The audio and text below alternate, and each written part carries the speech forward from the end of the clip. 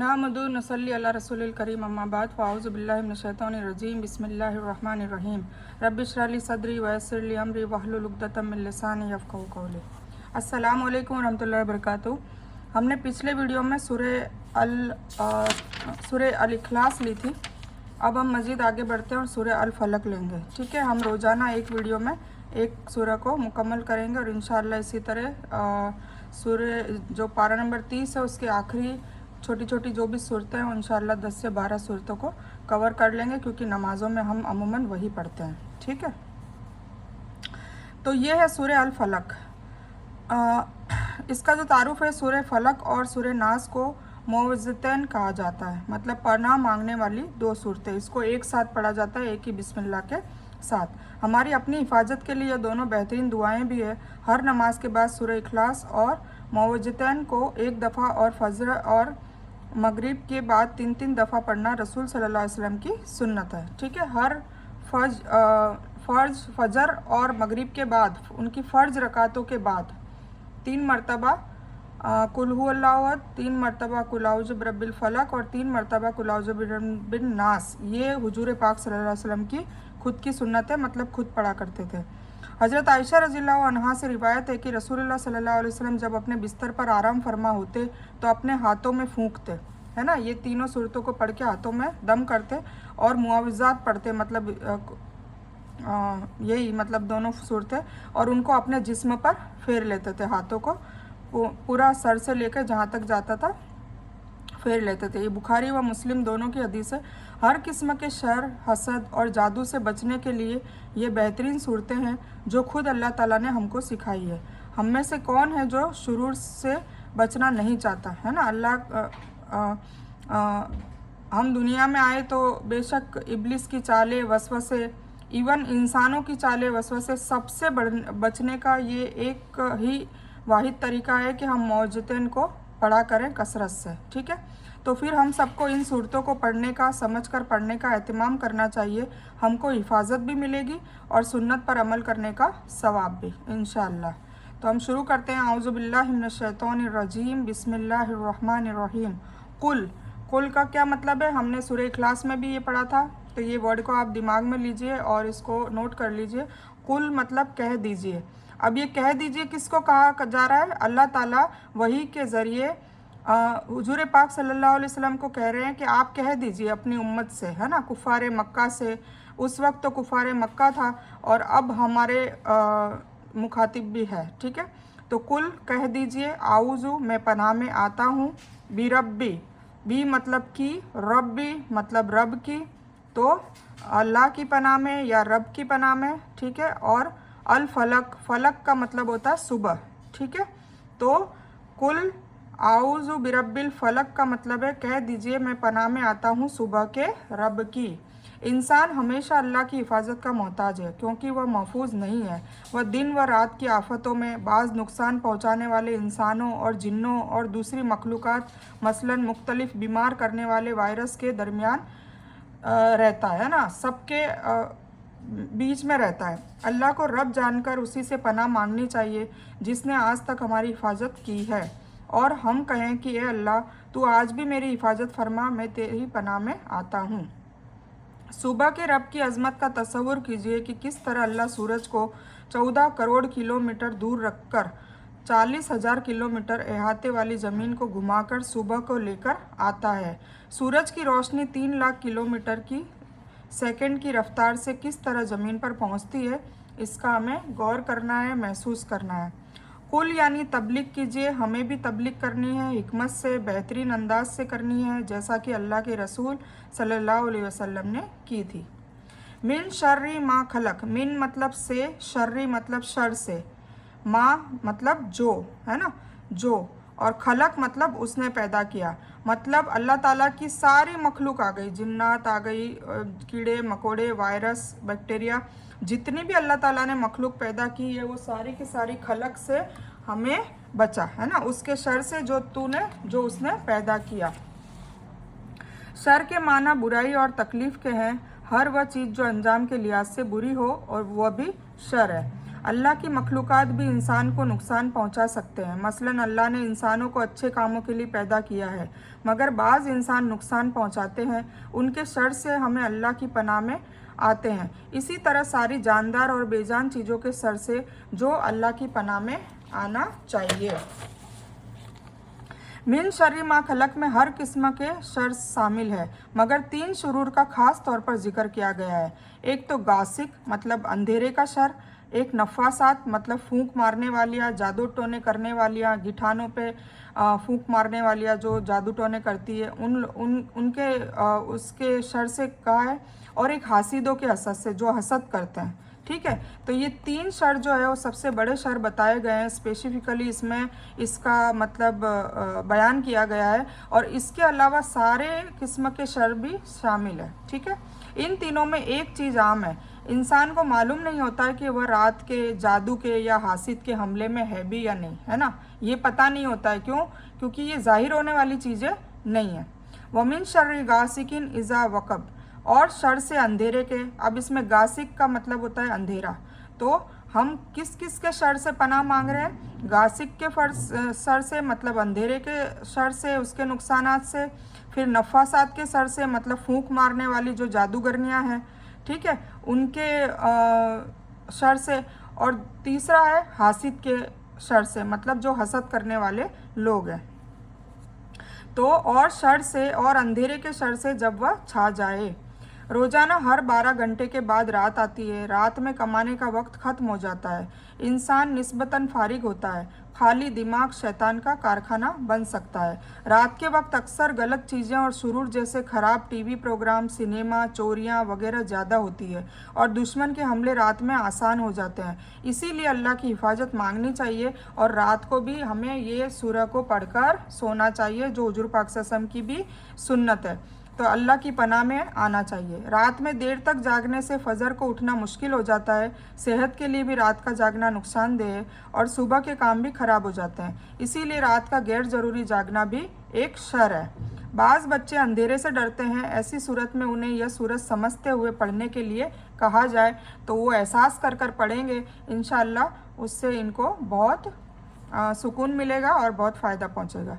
वमिन शर्रिन नफ़ासाति fill उक़द। अब हमने गासिक जो अंधेरा है उसके शर से निजात मांगी, अब हम नफ़ासात से मांग रहे हैं। तो वमिन शर्री, व मतलब और, मिन मतलब से, शर्री मतलब शर।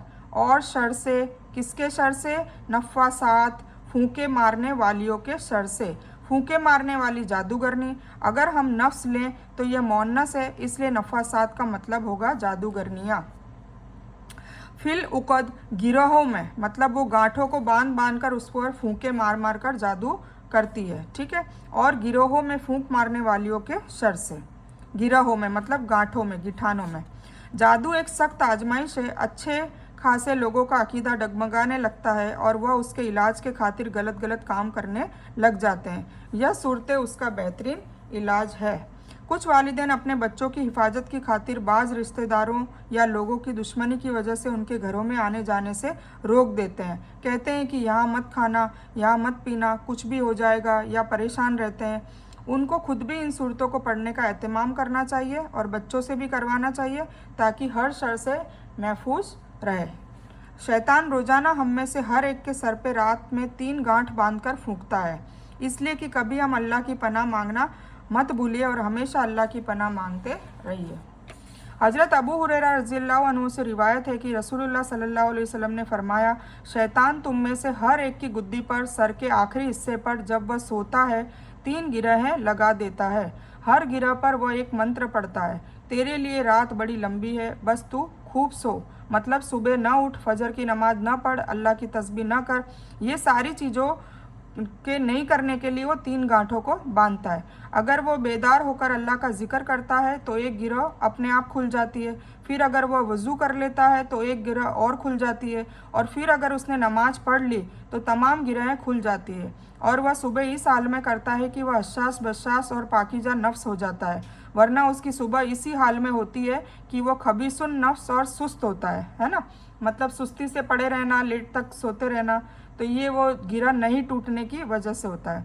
अगर आप रात को देर तक जागते रहेंगे तो शैतान को नींद के बहाने सुलाने का बेहतरीन मौका मिल जाता है।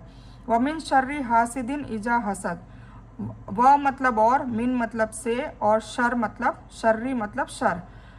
किसके शर से? हासिदिन, हसद करने वालों के शर से। इज़ा हसद, जब वह हसद करे। हसद क्या है? जलन। हसद जो है मतलब कोई भी हमारे घर में कोई बड़ी नेमत हो, कोई शख्स, यह चाहे कि जो नेमत है, घर है, गाड़ी है, फ़ोन है, कपड़े हैं वगैरह, अपने औलाद है, टैलेंटेड बच्चे हैं, अगर कुछ भी ऐसी है खूबसूरती है तो वो अगर दूसरे को मिला है और उससे छीन जाए, है ना, तो मुझे मिल जाए या कम अज कम उससे छीन जाए, इसको हसद कहते हैं। मतलब अगर मेरे रिश्तेदार या दोस्त या कोई ऐसे खास लोग हैं, उनके पास अगर नेमतें ज़्यादा है, मुझसे ज़्यादा है, तो मैं ऐसी दुआ करूँ नाउज़ुबिल्लाह कि मुझे मिल जाए या तो वो सारी चीज़ें, और अगर मुझे नहीं मिलती तो उससे भी छीन जाए। तो ये जो नीयत होती है उसको हसद कहते हैं, हसद और जलन। तो हासिद या तो आपका नाम या काम खराब करेगा, है ना। हसद करने वाला क्या करेगा? आपको बदनाम करने की कोशिश करेगा, आप पे बहतान लगाएगा, झूठ गढ़ेगा, लड़ाई झगड़े कराएगा। तो हासिद जब हसद करने लग जाता है तो वो इस तरीके से आपकी लाइफ में खराबियाँ पैदा करने की कोशिश करेगा। तो उससे बचने के लिए भी आपको ये सूरा पढ़नी चाहिए, दोनों, कुल औज़ु बिरब्बिल फलक और कुल औज़ु बिरब्बिन नास।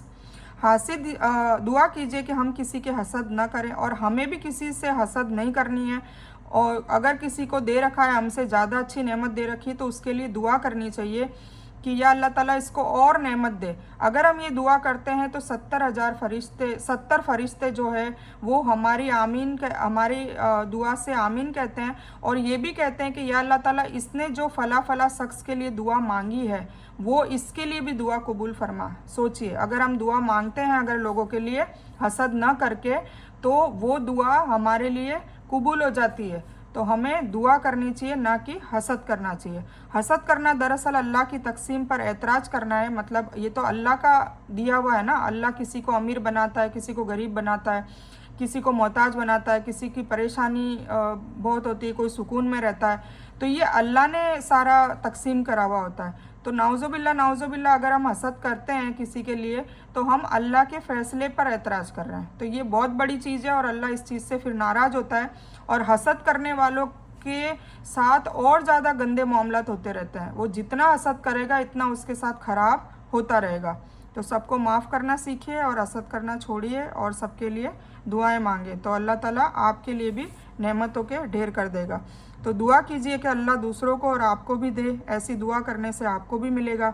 नबी सल्लल्लाहु अलैहि वसल्लम ने फरमाया, हसद से बचो, इसलिए कि हसद नेकियों को इस तरह खा जाती है जैसे आग की लकड़ी, आग जो है वो लकड़ी को खा जाती है।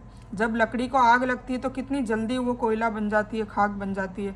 तो इस तरीके से हुजूर पाक सल्लल्लाहु अलैहि वसल्लम ने फरमाया और बताया। हमें सीखने को, इससे सबक क्या सीखना चाहिए कि हमें हसद से बचना चाहिए, वरना हसद हमारी सारी नेकियां जो है, जो हम इतनी मुशक्क़त से इकट्ठा करते हैं, वो इस तरह खा जाती है जैसे आग लकड़ी को खा जाती है। और फरमाया कि खुश घास को खा जाती है, मतलब वही आग घास को भी खा जाती है। ये अबू दाऊद की हदीस है। ठीक है, तो आज आपने क्या सीखा? कुल औज़ु बिरब्बिल फलक, जो मौवज़तैन, जो 2 सूरतें हैं, पनाह मांगने वाली सूरतें हैं, जो जादू टोने का इलाज है, जो हसद का इलाज, हासिदों के हसद करने से बचने का इलाज है, नफ़ासात मतलब झाड़ फूंक करने वाली, जादू टोने करने वालियों से निजात की दुआ है ना।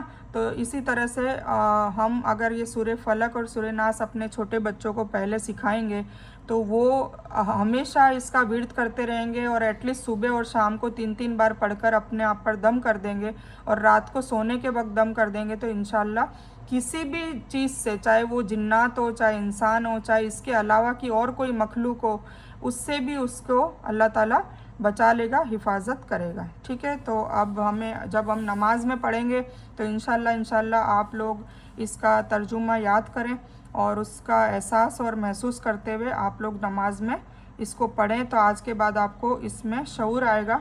तो आप लोग इसका स्क्रीनशॉट ले सकते हैं और इसको अपने हाथों से नोट डाउन करें, और इसकी नोट्स बनाएं, और अपने बच्चों को भी याद करवाएं और ख़ुद भी याद करें।